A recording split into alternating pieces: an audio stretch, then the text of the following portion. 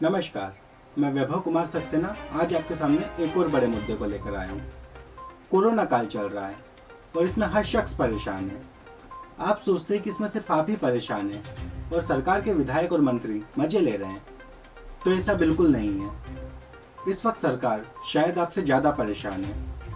आइए सरकार की समस्याओं पर एक नज़र डालते हैं। अगर आपको लगता है कि देश में महंगाई काफ़ी हद तक बढ़ चुकी है और इसका असर सिर्फ आम जनता पर पड़ रहा है, तो यह बात पूरी तरीके से गलत है।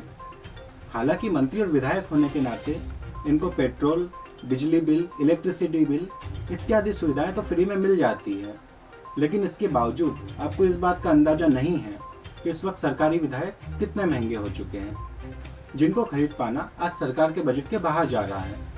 आलम तो यह है कि चुनाव जीतने और पार्टी का टिकट पाने के लिए इन मंत्रियों ने जितना भी खर्च किया था वह भी निकलना मुश्किल हो रहा है।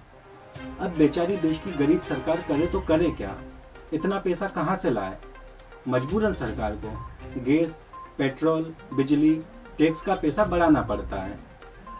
एक तरफ जहां आम जनता को लगता है कि कोरोना से सिर्फ आम आदमी ही मर रहा है, तो वहीं आपको बता दें कि हमारे विधायक, सरकार, मंत्री भी बंगाल और दमोह जैसी जगहों पर चुनाव जीतने के लिए काफी हद तक मर रहे हैं।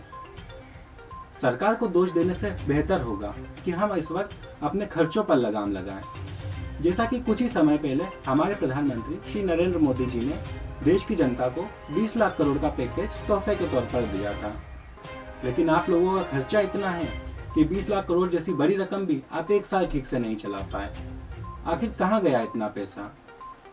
आप लोगों की जुए और शराब की आदत के कारण ही सरकार इतनी बर्बाद हो रही है।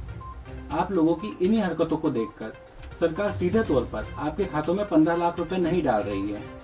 सरकार को डर है कि कहीं यह पैसा भी आप जुए और शराब जैसी चीजों में ना उड़ा दें। आपको समझना होगा कि यह सब सरकार आपके भले के लिए ही कर रही है, लेकिन फिर भी आप नहीं समझते तो मोदी जी का क्या है, फिर से 20-30 लाख करोड़ के पैकेज की घोषणा कर देंगे और पिछली बार की तरह इस बार तो निर्मला सीतारमण जी को भी हिसाब देने में ज़्यादा दिक्कत नहीं आएगी, क्योंकि सूत्रों की माने तो इस बार निर्मला सीतारमण जी ने अपना पुराना सीए है जो कि 20 लाख करोड़ का हिसाब भी ठीक तरह से नहीं दे पाया था, उसे बदल लिया है। अब हम उम्मीद करते हैं कि इस बार मोदी जी जो भी पैकेज की घोषणा करेंगे उसका सही हिसाब आपको निर्मला सीतारमण जी द्वारा मिल जाएगा। फिर भी हम आशा करते हैं कि इस संकट की घड़ी में आप सरकार की समस्याओं को समझें और सरकार का साथ दें। अपने सभी बिजली बिल और टैक्स समय पर जमा करें, जिससे हमारे देश की सरकार की मदद हो सके। अब अगर हम ही सरकार को नहीं समझेंगे तो कौन समझेगा। धन्यवाद।